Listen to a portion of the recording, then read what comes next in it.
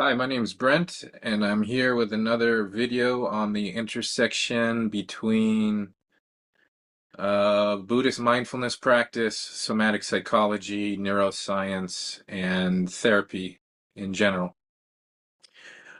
Today's topic I want to talk about, today's discussion, I want to explore the topics of the negativity bias, topics of psychological priming, spiritual views on the innate goodness or innate badness or sin of the human animal, the human being, and how all of that applies to meditation and therapy and psychology and self-growth.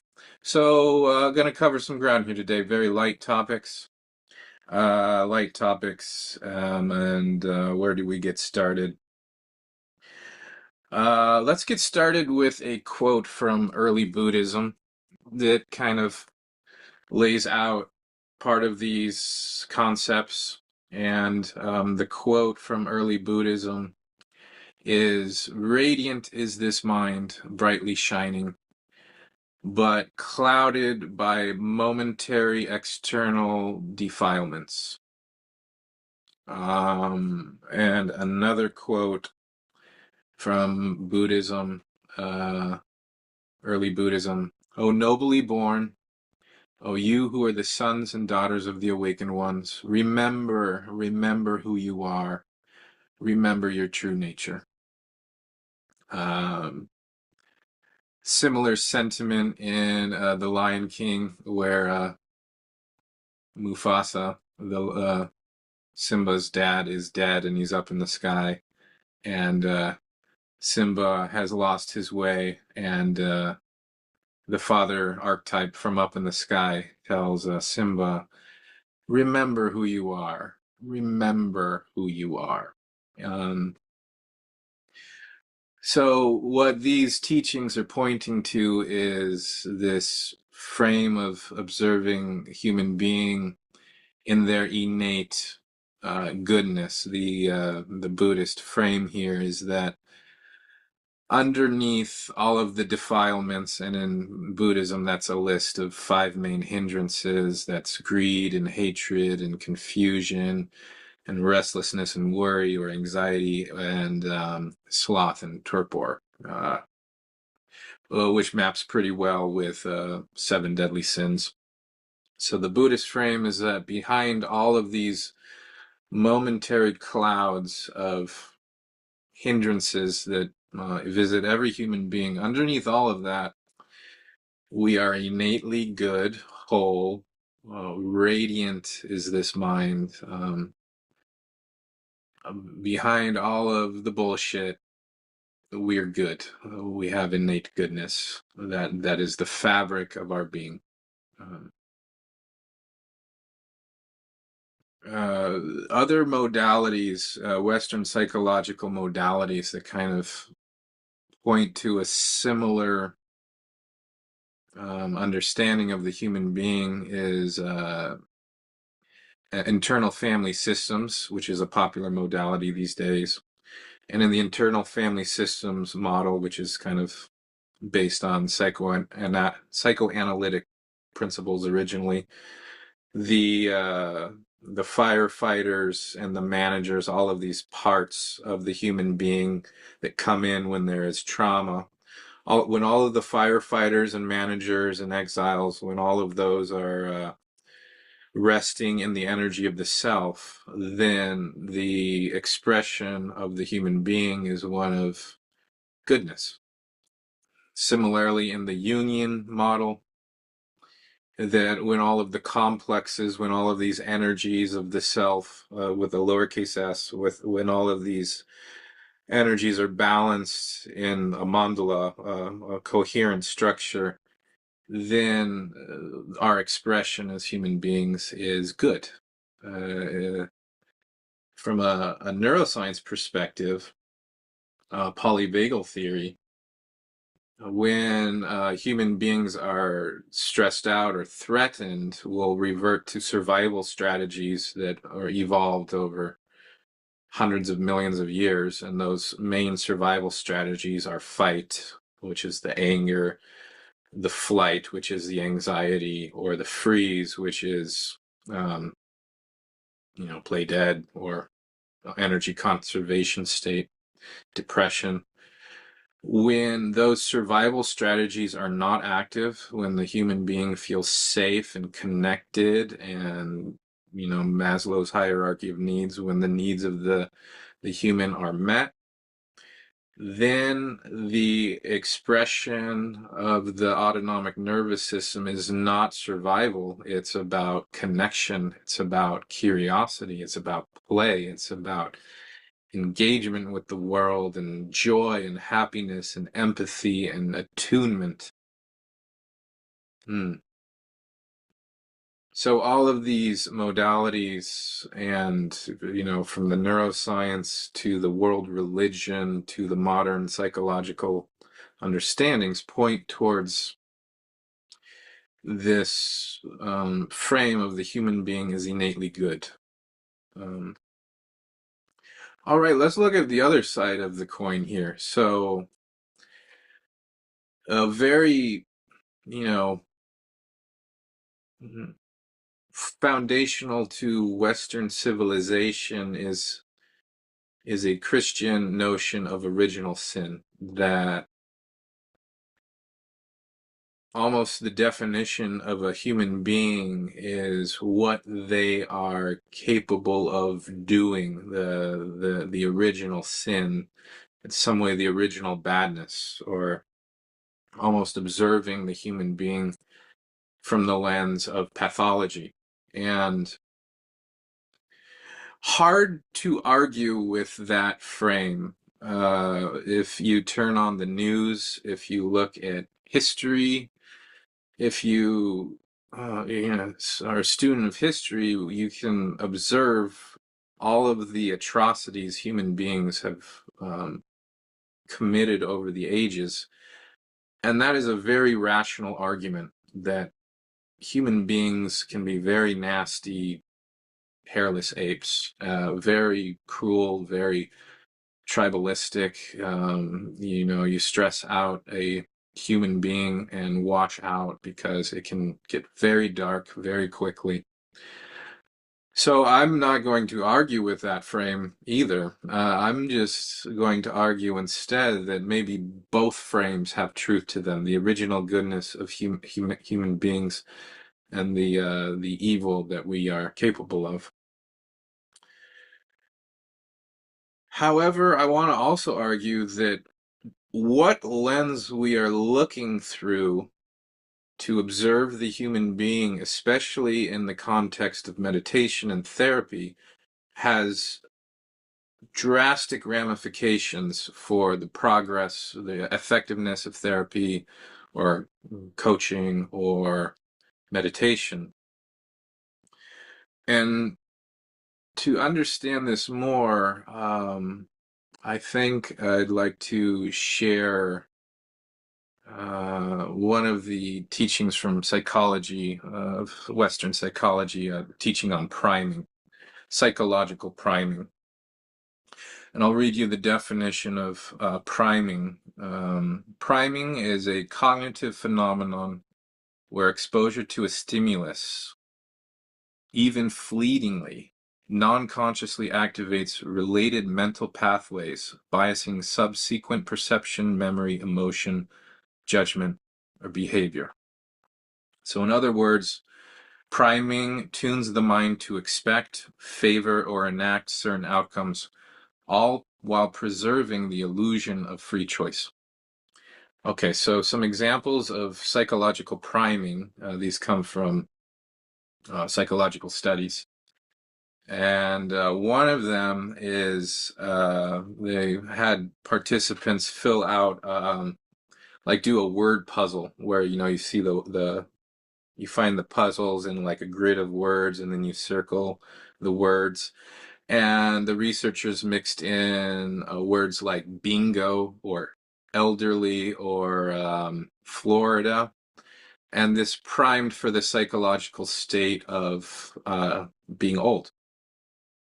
And then they measured how fast the participants walked down a hallway.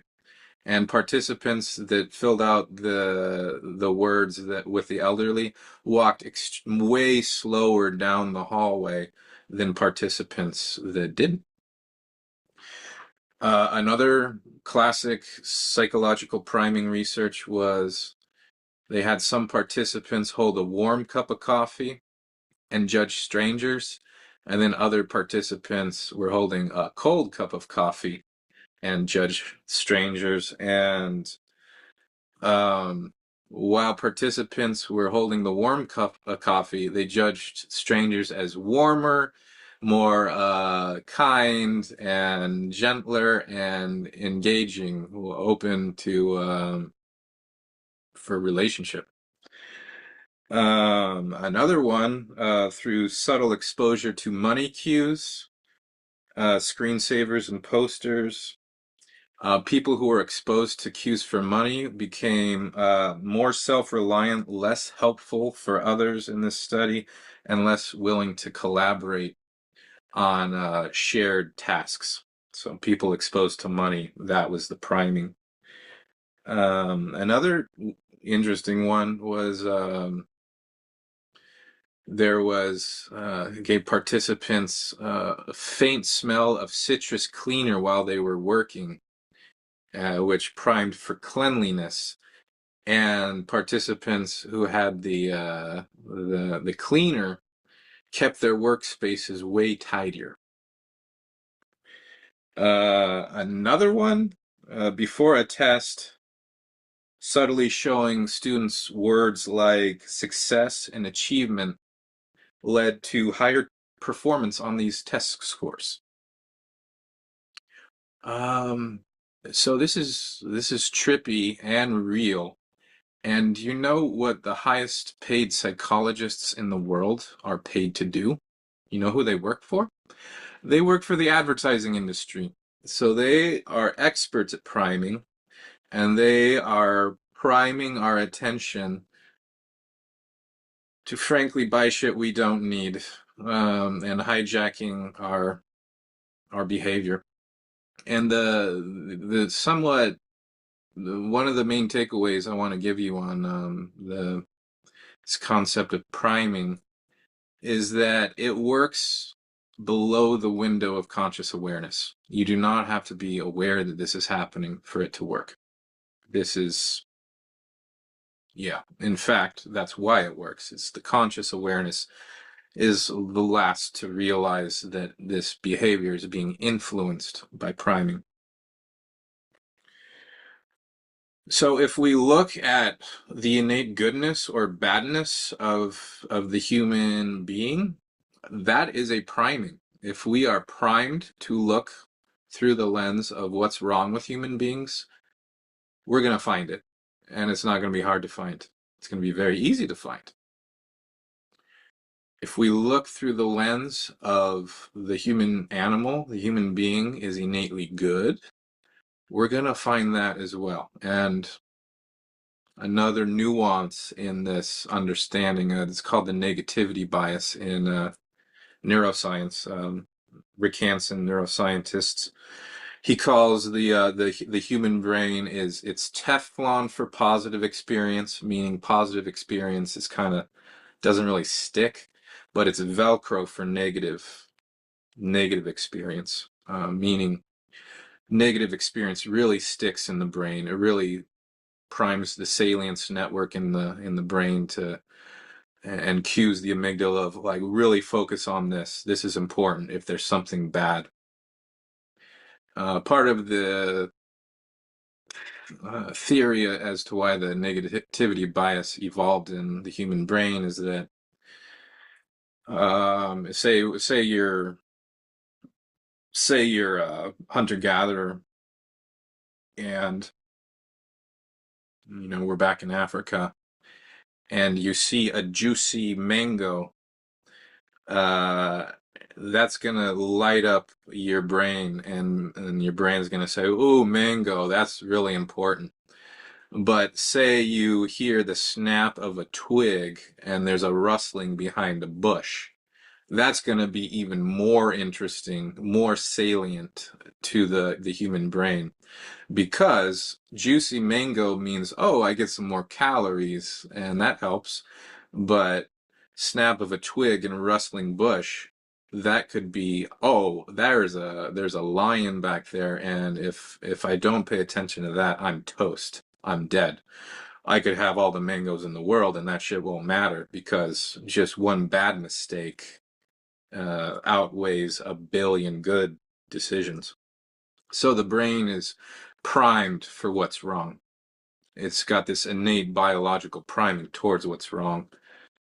And this ripples up through marriage and family therapy lens, where part of the Gottmans, these marriage relationship experts, have found a mathematical equation where in a couple you need 5 good interactions at least for every negative interaction, because the brain is going to really remember those negative interactions, and the positive interactions, it needs 5 of them to outweigh every one negative interaction. And the Gottmans have even, been able to predict divorce above the 90th percentile by looking at this equation.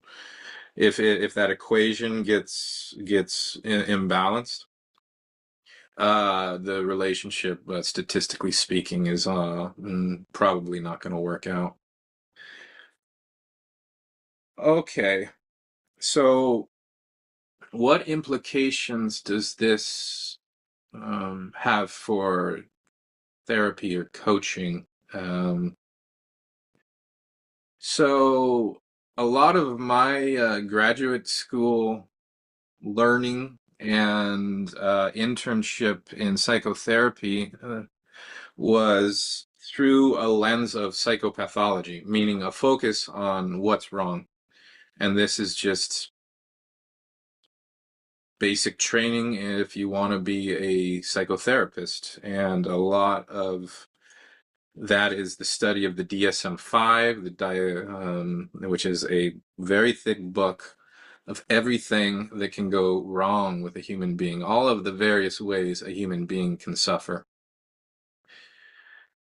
Contrast this to my Buddhist training. In my Buddhist training, I learned multiple kinds of meditative bliss and different refinements in consciousness, of like pure emptiness to pure emptiness mixed with love, mixed with like learning how to move bliss through my body on long retreats. And yeah, so in a Buddhist framework, there's a lot more emphasis on positive psychology. Classic therapy training, it's an emphasis on what's the difference between bipolar 1 and bipolar 2, or mania with psychotic elements, or hypomania without psychotic elements, and how does PTSD mix with generalized anxiety disorder, and what's the difference between obsessive compulsive disorder, obsessive compulsive personality disorder. And that was my training. And a lot of my training was working clinically with clients, and a lot of my intake session would be, I was trained and held to a professional standard where, to get insurance, we have to diagnose clients. We have to list all of the things that are wrong with them, and then we ask questions to try to evoke out of them, oh, what the fuck's wrong with you? Tell me more about that. Tell me more about how you suffered. Tell me more about your trauma. Tell me more about everything that's going wrong. And that is a priming for what's wrong. And that is the medical model of therapy. And that's why insurance pays. If there's nothing, if you're listing to the insurance companies, oh, this client, has access to waves of bliss in their early morning meditation, the insurance companies could give a fuck about that. They want pathology. That's what allows them to pay. And that's the medical model. That's what the majority of therapists are rolling with. And it's a priming to evoke out of the client states of shame, states of victimhood, states of overwhelm, states of innate badness of the self. So part of my journey was having to unlearn all of that, and to learn how to observe. Well, I became first, before I get to this, I became really good at seeing what was wrong with people, clients, what was wrong with myself, what was wrong with my family members. I would even start diagnosing people in the grocery store. I was like, ooh, ooh, we got some NPD over there. Ooh, maybe some personality disorder over there. And I was like, ooh, do a little DSM-5, like, ooh, yes, clinical notes in the grocery line. And the effect that had clinically was clients and people can pick up on it when you're looking for what's wrong with them. And clinically, patients, clients would get very self-conscious. They'd get very frozen. They'd get very in their head, kind of revert to a victim narrative about themselves. And meanwhile, I was the clinician over there kind of judging them. So very common was to fall into this dynamic of I am the authority judging you, the client who's has less experience in this than I do.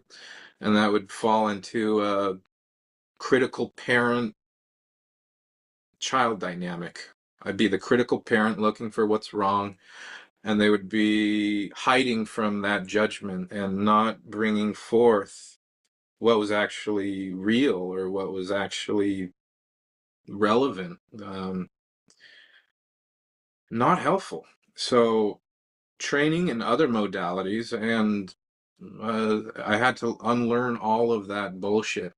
And one modality, tip my hat to organic intelligence, which is just my favorite modality of getting over that pattern, is instead of looking for what's wrong with the client or even entertaining the notion of a DSM-5, we come in with the frame of the innate wholeness, the innate goodness of the client, and that's what we're looking for. This modality is informed by Carl Rogers, humanistic psychologist, and he had three main attributes for the qualities of effective therapists or effective meditators, if that's why you're watching this video. And those three main qualities or traits of effective therapists are unconditional positive regard. In Buddhism, this would be called metta, or just warm-heartedness. We're not here to judge or moralize or sit on our, ethical soapbox. We're here to see with warmth and curiosity the other person's world. That's the first one. Congruence or genuineness, that's the second one, meaning not hiding behind a professional persona, showing up in a aligned way as a clinician. And radical empathy is number three, and I love this one because it's trippy.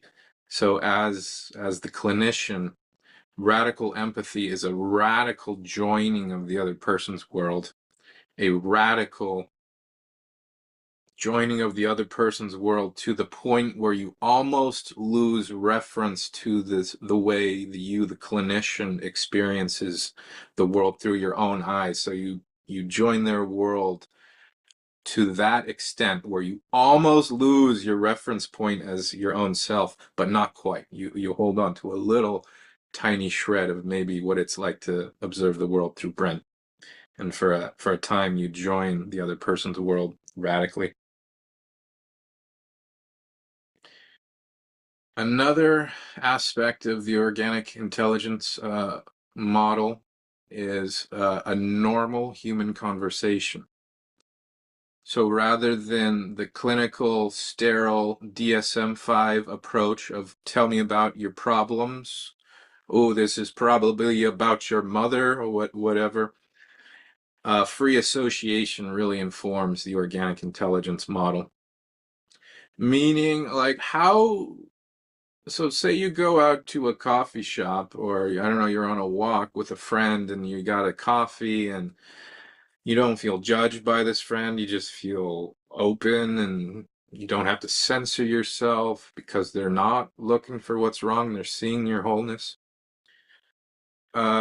What happens then is a normal human conversation, a back and forth, you know, in Hawaii, it's called talk story. You're just talking, about themes and just whatever random associations are coming to mind in Hawaii. That's usually how are the waves and how's the weather and are there any storms coming and yeah, and just how are you and oh, here's how I'm doing. And it's this natural, organic human conversation. And it's the opposite of the critical parent relational style of tell me about everything that's wrong with you and I'm going to criticize that. And what happens when that is successful, then a normal human conversation arises. The client disinhibits. The client starts talking about what's actually real and relevant.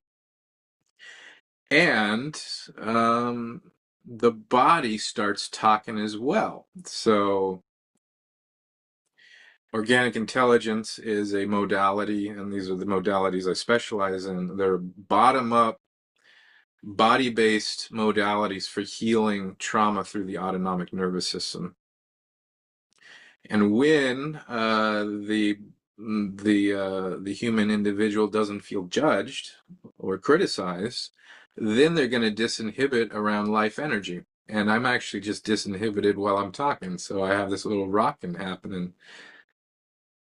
And it's quite nice. So other things human beings will do is they'll start maybe talking like, oh yeah, I was like at over the weekend I went to a baseball game and it was like super exciting, this baseball game. And so they're making all of these gestures that are usually not conscious at all.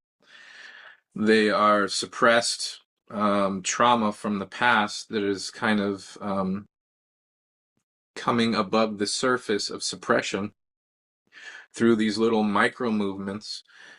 And then as trained in this modality as the practitioner, I'm just logging all of those little micro movements. And that could be, ooh, when I got hit by a car from the right side when I was 12 years old. This one is like, oh, got a whiplash. This one, oh, I fell. This one, I got hit in the face by the school bully. This one, I really needed my attachment figure and they weren't there for me. And all of these little movements, all of these little body components are suppressed material coming up from the underneath the conscious awareness, asking for resolution. Okay, so more of this to come. This video is getting a little long, but pleasure chatting about this stuff with you. If you're interested in more information, I'm going to post these videos from time to time on my website and here on Instagram too, if they'll allow me to post these very long videos, and YouTube. And check out my website. And my name is Brent Morton again. I have a degree in marriage and family therapy, but these days I specialize in bottom-up nervous system coaching. All right, have a great day. Thank you for listening.